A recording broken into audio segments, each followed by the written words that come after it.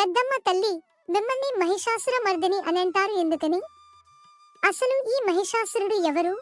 సింహమ, మహిషి ఇంకా రంభ అనే అసురులకు జన్మించినవాడు మహిషాసురుడు. ఆ అసురుడు ఒకసారి బ్రహ్మకి కఠోర తపస్సు చేసి ఒక వరం పొందాడు. అది ఎలాంటి వరం తల్లి? ఏమని బ్రహ్మ వరం ఇచ్చారు? మరణమే తనకు ఉండకూడదని మహిషాసురుడు వరం అడిగాడు. కాని బ్రహ్మ నిరాకరించడంతో ఒక స్త్రీ చేతిలో తప్ప ఇంకెవరి చేతిలోనూ మరణముండకూడదని వరం పొందాడు.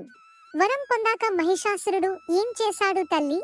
ఆ తర్వాత ముల్లోకాలని పీడించాడు. యజ్ఞహోమాలను ధ్వంసం చేశాడు.